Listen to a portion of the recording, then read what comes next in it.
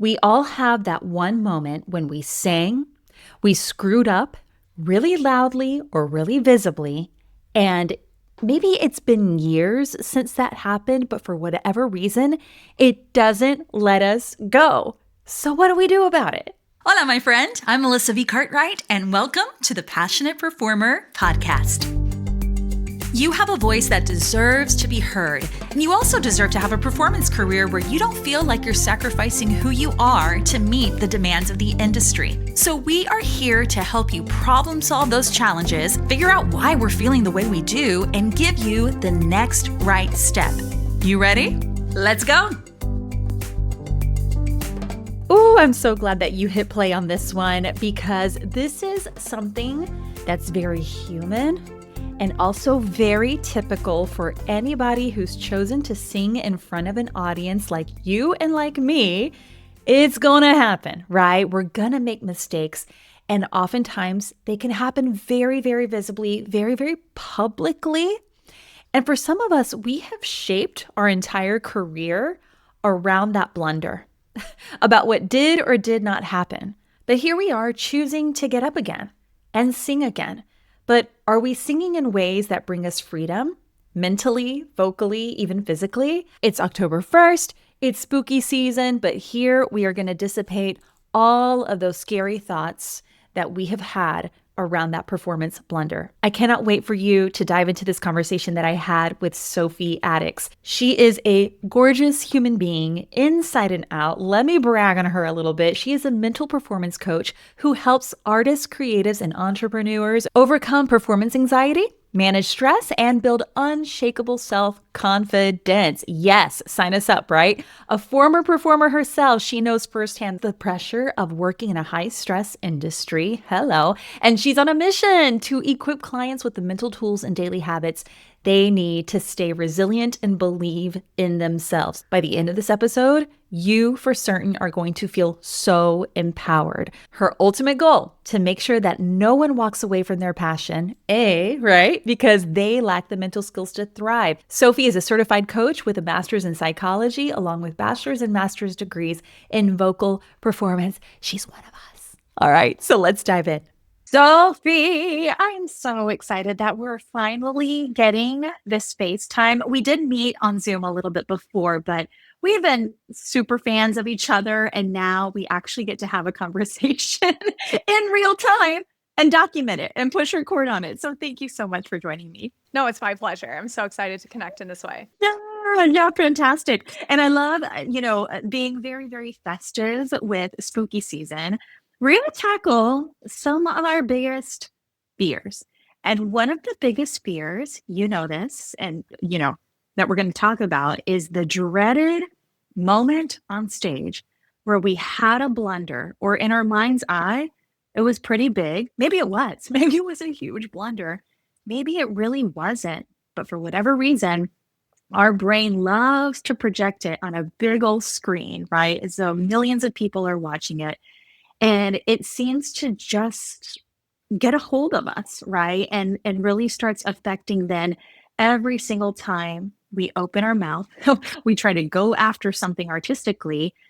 And do we dare show up, right? Like, do we dare put ourselves out there again, And so in your line of work, I'm sure you are seeing this all the time. Yeah, absolutely. No, that usually it's like one or two really big memories for sure that come into play for us. Sometimes it can be like really early memories too. Like for me, I remember there was like one time in high school when I got up in a master class and like didn't know my translation or something like that. And it just creates sort of this like paranoia of, oh, what if I don't know enough? What if I'm not perfect? What if people judge me? Those are a lot of sort of the themes that I feel like these memories are based on. Absolutely. And like, as I mentioned before, you do have a performance background. Tell us a little bit about the world that you lived in as a performing singer before you started coaching professionally. Yeah. So for me, it was mostly like on the educational side of things. So I went to undergrad for classical voice performance. And so it was more in like the classical realm. for a while, and then transitioned into more musical theater, straight theater, and was there afterwards for my master's and then beyond that.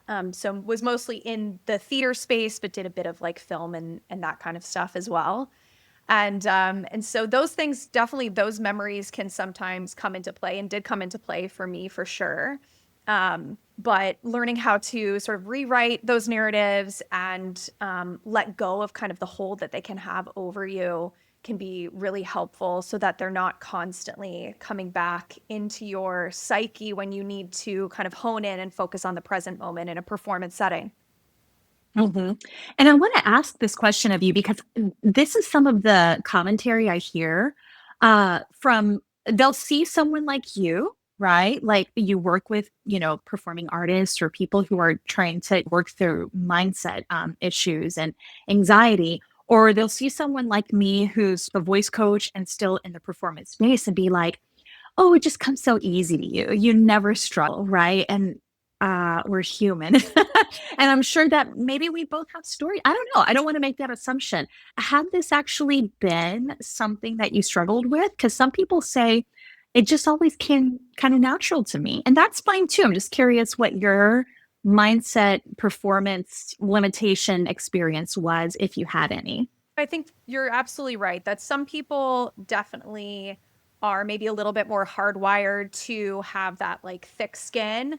But Hmm. I would argue that, and I do argue in my performance coaching, and the research also supports this, that confidence and resilience are actually skills that you develop. It's not necessarily just a personality trait. And those people that are more confident are actually doing things every single day, whether it's Mm. mindset shifts, whether it's self-talk.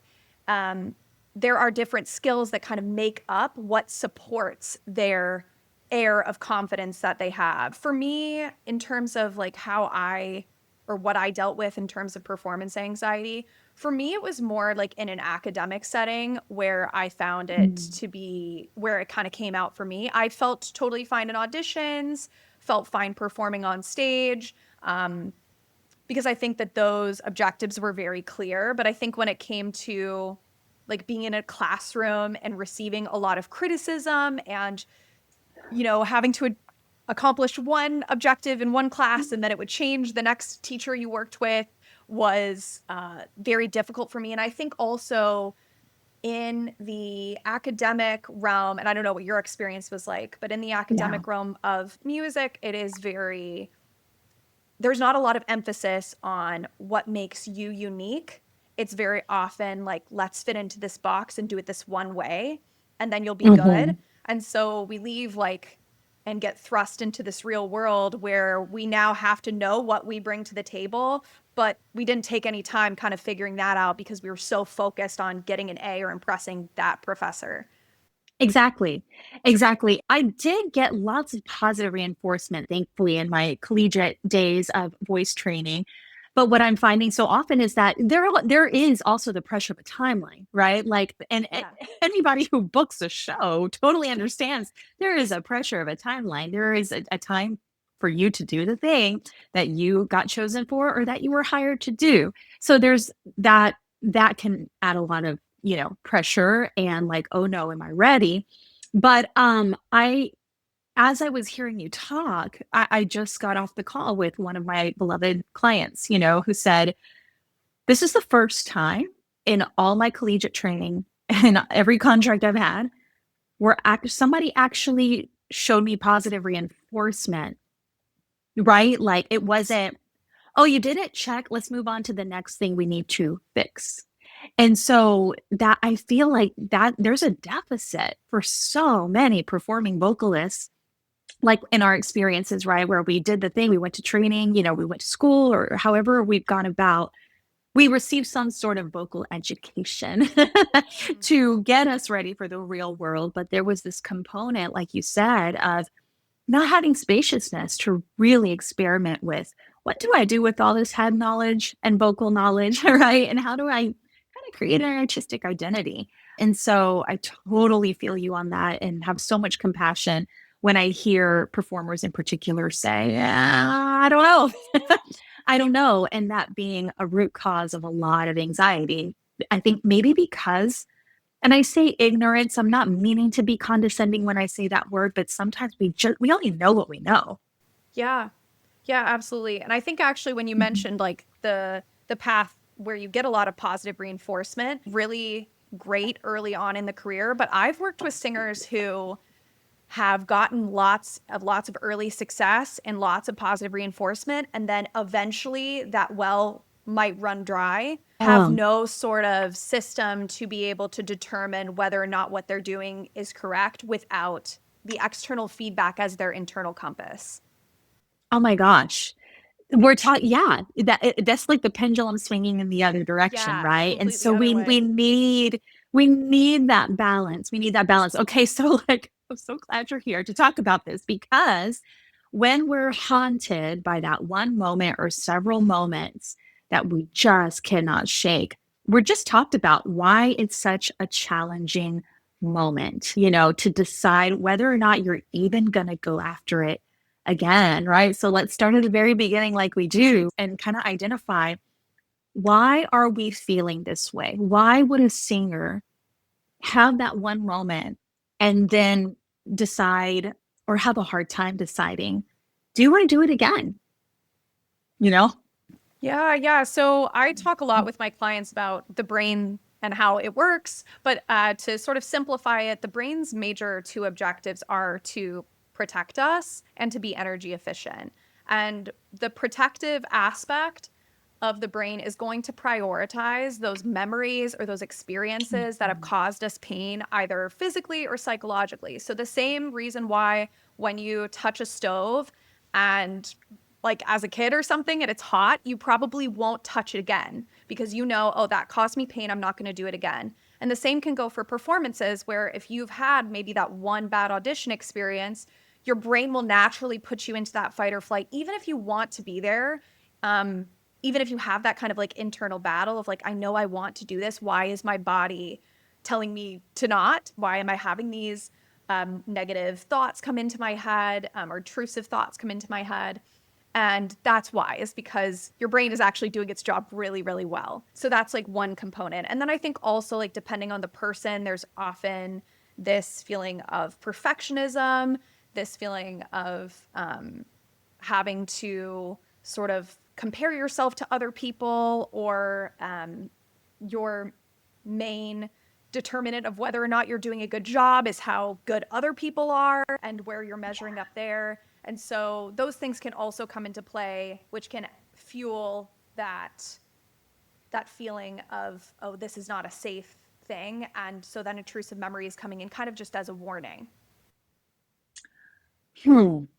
So if it's a warning, Yeah. right? And it's only that. I love that. I love that visualization of seeing it as a warning sign. What helps us not believe it or fall for what we believe is real and true? And this is something we've talked about here on the podcast too. And I love for you just to like tell us in your own words, you know, we don't ignore feelings here, but are they always informing the truth? You put that so well. Yeah. I talk a lot with Mhm. clients. A really simple way of putting it, right, is like thoughts are just thoughts, they're not facts. And feelings are also just feelings, they're not facts. And Mhm. so thinking of all of the thoughts that go on in our head, all of the feelings that we're having as just data, like very neutral, non objective observation of Yeah. what's going on, can be really helpful to just take the weight out of our own experience. So, sort of creating a bit of distance from those things, like I mentioned, non judgmental sort of observation, cataloging or drawing awareness to those things can be really helpful.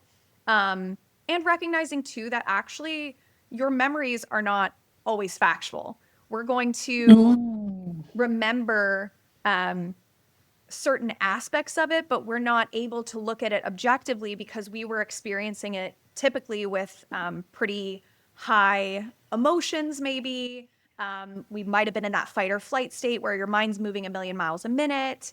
And we can't always be mindful in those moments, and we can't be objective in those moments because we have skin in the game, right? So the good Mhm. news when it comes to memories is that memories are very flexible. So sometimes when those memories revisit us, we can, thanks to like a concept called memory reconsolidation, we can actually add new meaning to those old memories. Um, and so they don't have to be always like this source of pain or source of warning.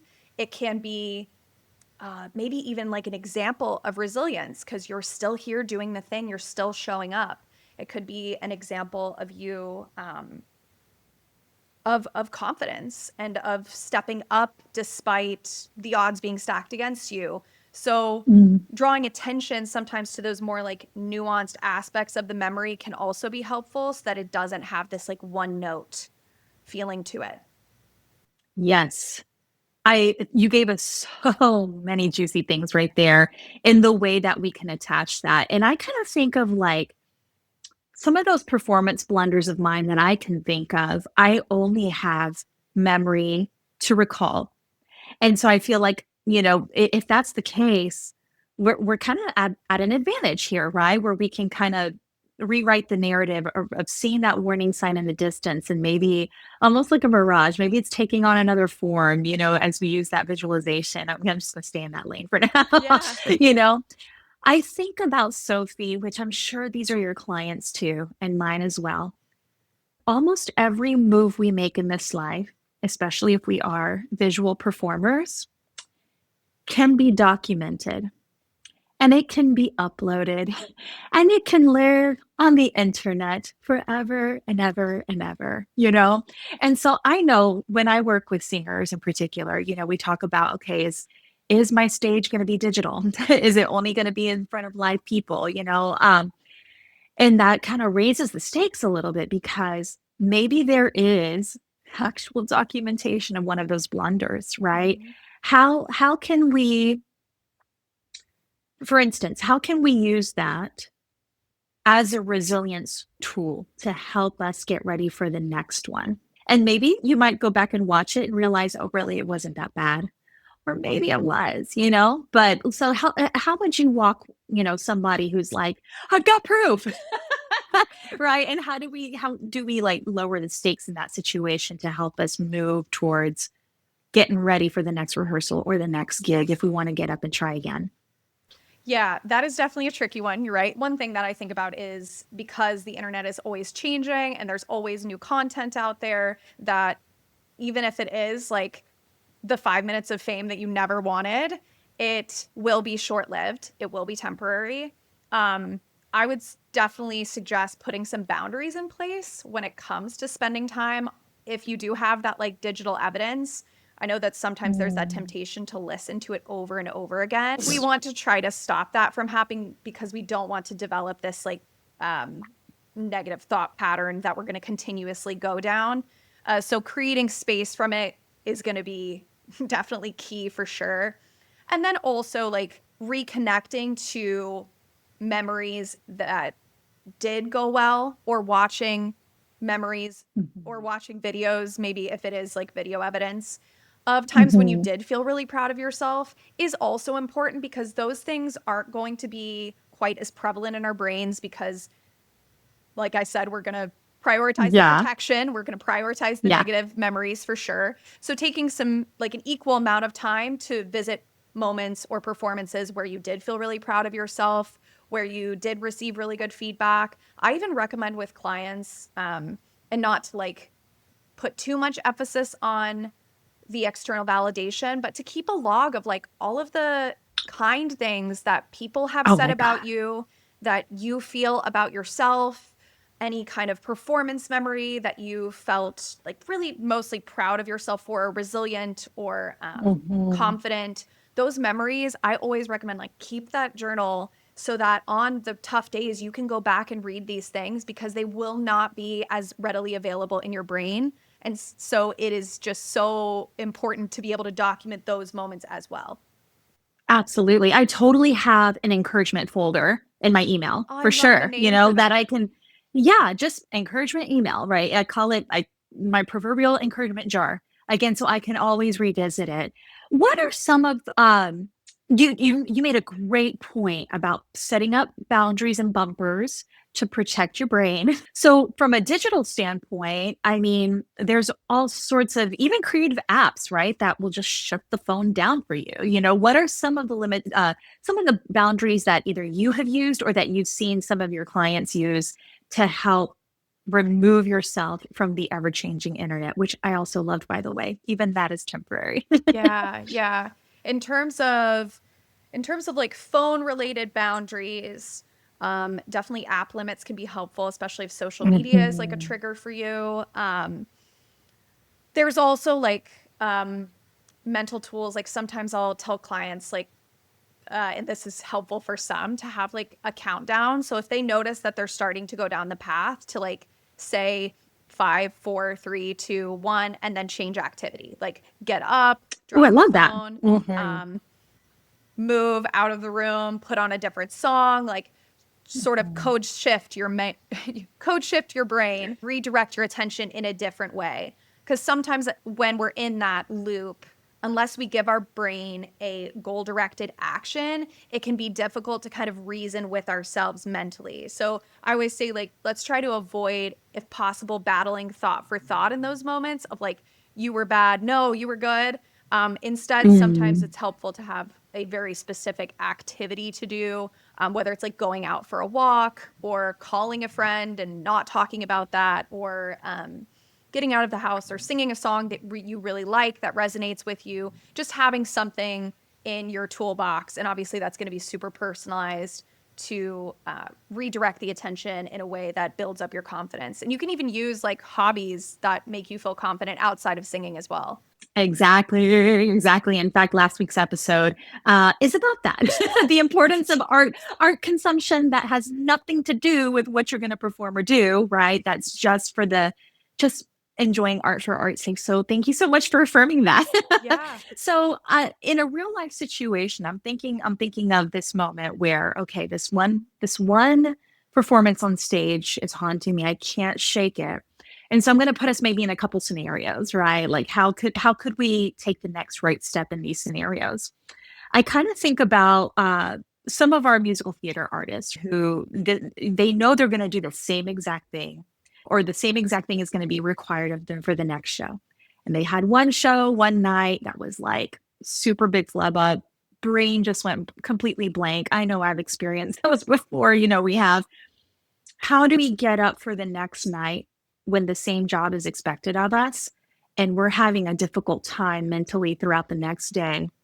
Maybe we didn't sleep well because we were just replaying the video in our head, right? Mhm. How could that day look like for the performer before they show up at the theater and sign their name in and get ready for the next time? I think definitely taking some time to process, because we Mhm. want to give that memory some time, but sometimes it can feel like it's living rent free in our head all day.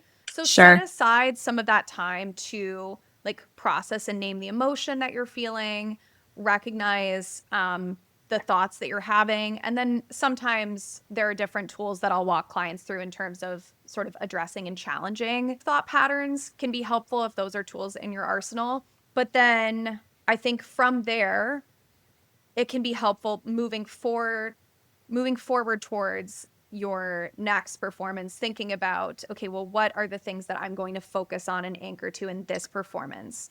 Setting Right. really specific goals for that performance can be helpful, so it can feel a little bit more like a reset. If you can, Mm. allowing those goals to maybe be like linked or connected to strengths that you have, whether it's like a specific moment in the show, or whether it's something you know that you do really well, and just focusing on that one thing. Specificity Mhm. is really important when it comes to goals, so that you know Oh how to my give God. Yeah. yourself feedback afterwards. So that's one. And then also like being conscious of the self-talk going on in your head. When we start to get into those like negative thought spirals, and maybe if it is that memory that's constantly playing in your head, one of the easiest ways to get yourself out of that is to speak to yourself out loud in the second person. So saying to yourself out loud, like, uh, Sophie, I know that yesterday was a tough performance, but you've done this a million times in rehearsal. You know that you do X, Y, and Z really well. This is really fun and important to you. Like, try to connect with your castmates, give yourself some encouragement, reminding yourself of past successes, reminding yourself of the work you've done to get there, but then also having those strengths, whether it's connection with the people on stage or whether it's something you do really well. Saying that to yourself out loud will help distance you from the emotion. So it actually calms the nervous system down a little bit, but it also can kind of snap you out of that feedback loop in your head.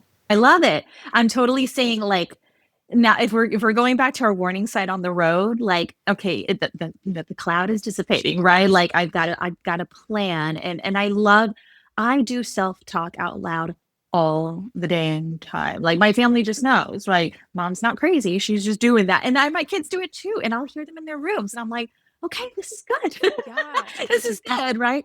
It's so funny. I'm like, I don't know why, I'm just kind of having like this thought like pop up, and not a trigger, but more of a, because I remember this wasn't, my parents doing this. This was messaging from, just systems that I was in growing up, whether they be artistic or educational.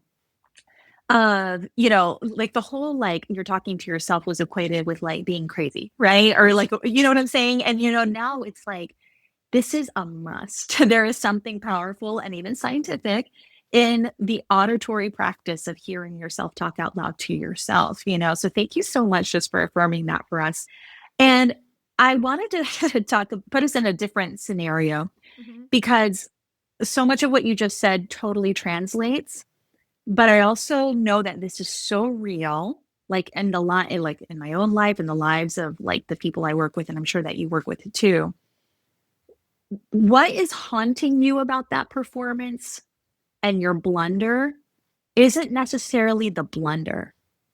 What made you blunder might have been the presence of a certain antagonist in the room, right? Or somebody that we esteem really, really high that has a powerful influence on our lives, be it positive or negative, right? Like, oh my gosh, the director's in the room, whatever, Or maybe it's a family member that's always been the main critic. Maybe, and I'm going to put us in an even dicier situation. It is the critic that we keep referring to that no longer is in the room. This could be a previous professor, again, a family member that always was critical. The fact that you are doing this for a living, or that you were just doing this for your enjoyment, right? I'm sure this is a story you hear a lot. I would love to hear how you translate some of these same tools to the imaginary critic, the one we can't see, but that is still very, very, very prominent in the way our body activates, right? Even in our memory, like going back to those memories that shapeshift a little bit. How can we move past that? Yeah, no, that's a massive issue for sure. I think the first thing, again, is always going to be drawing awareness to it. So recognizing that voice that is coming up in our heads is not our own, because those voices often become internalized. And again, we're interpreting those voices as reality, as facts. And so recognizing, oh, okay, this was actually a voice that I heard growing up or that I heard in school. And knowing that it's not your own, sometimes even that can create a little bit of distance from it, as, oh, this was just one voice. This isn't the reality of the situation. If you listened to that voice, if you did exactly what that voice is telling you to do, let's zoom out like 5 years from now. Where will you be if you listen to that voice? Is that where you want to be? Versus, okay, what is my sort of, if it is like a career sort of thing, what does my ideal career look like? How am I spending my time in that ideal career? And then what would that look like in 5 years if I pursued that? Because I feel like sometimes we think that we can do both, where it's like, okay, I'm still going to listen to this voice that's holding me back, but I'm still going to keep moving forward. And we just constantly encounter resistance, and we're constantly running into those mental roadblocks because of that voice. So sometimes getting really clear on what you want your career to look like outside of other people's opinions, outside of that voice in your head, outside of that critic. What kind of work do you want to do on the stage? What kind of performer do you want to be? And then once we get that image really clear, we can start to backtrack on, okay, how does that person approach auditions? How does that person approach being on stage? What opinions does that person care about? So that can sometimes be kind of like a gateway to open up new possibilities, because that voice that is living rent free in our heads can sometimes feel like the only voice and the only option. Yeah. So that's kind of one way to kind of widen your perspective. And sometimes I'll take clients through different exercises to get really clear about what they actually want and what that version of them, that ideal version of them, or we do an exercise called like highest self. Like, what does that highest self look like, to help free some of that space up and take a bit of that power back.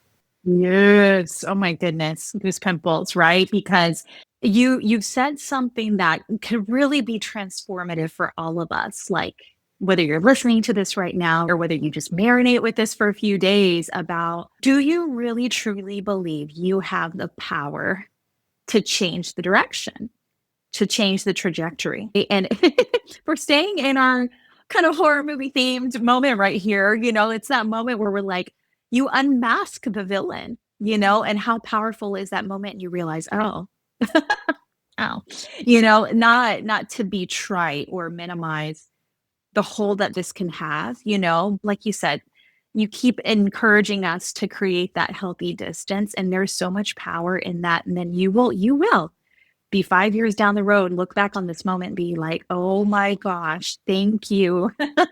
Thank you, past Melissa. Like future Melissa is going to thank past Melissa 5 years ago, for making that choice.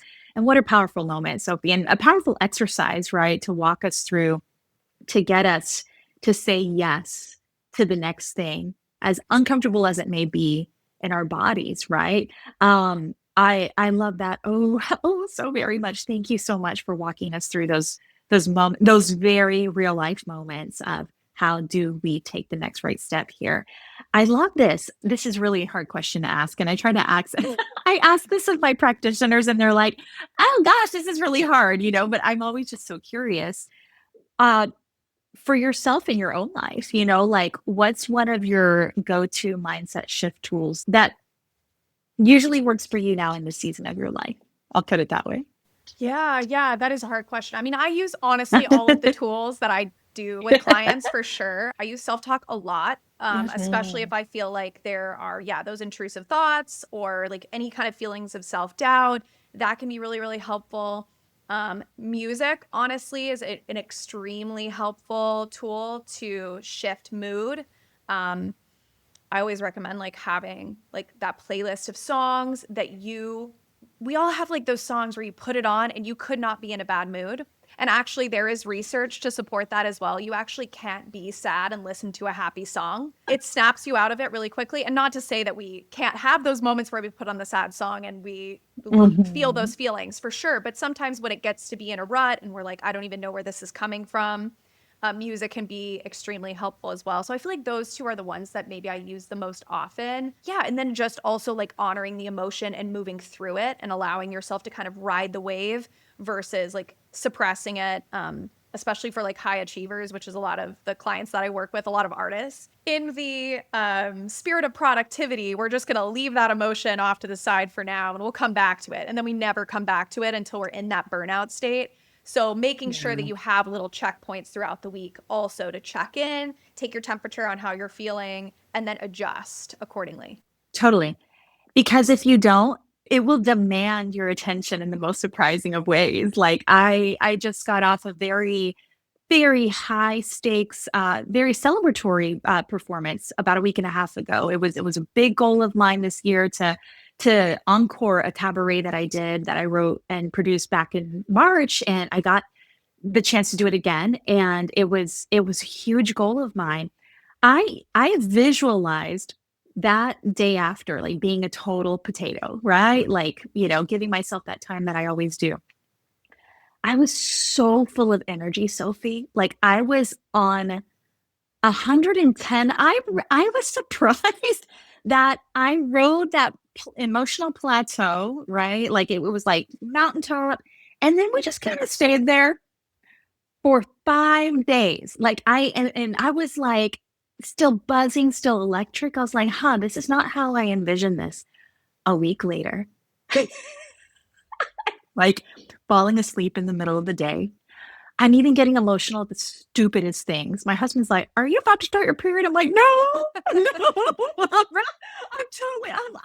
I'm technically ovulating, so no, So I thought it was, it was crazy. It was crazy, and it's not. I don't think I just did anything like incorrect, but I think that maybe I just needed a moment to like somatically get all of the celebration out, and like whether it was journal or for a walk.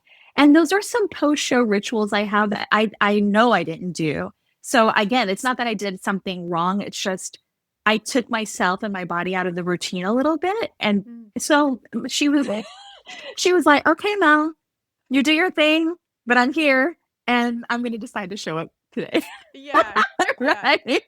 So I'm like, just welcome it. Like, don't be surprised. Like you said, welcome it with curiosity. And I knew that I just needed like, whoa, I really did need to carve out time for that decompression. So listen and learn. I know it's hard. It's hard to know though, especially when the feelings are good. You're like, oh, we're fine.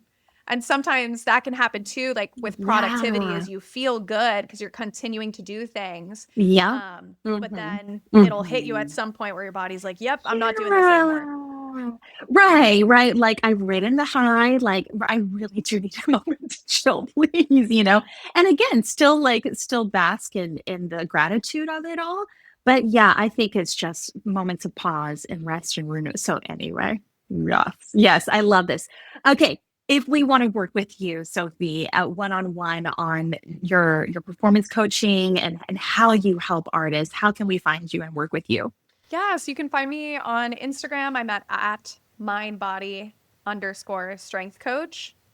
And then you can also visit my website, mindbodystrengthcoach.com. And I offer free strategy sessions for anyone that is interested in figuring out what's going on in their mind. And they want to come up with a little bit more of a game plan. You can always hop on a call with me that way. Or I work with clients one-on-one for 6 months so that you can get your toolbox super solid. So ideally, after those 6 months, you can go off on your own and you can workshop and you have all of the different ingredients for sustained confidence to continue to build those resilient self-belief skills over time. Ooh, I love that. Take advantage of that, listener, for sure, for sure. Okay, thank you for demystifying with me today and like going on with our little spooky theme.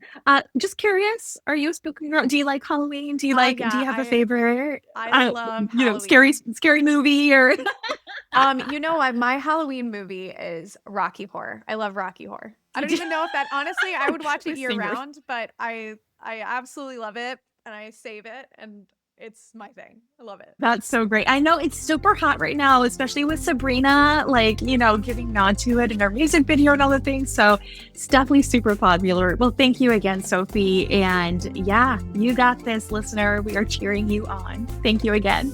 Thank you so much.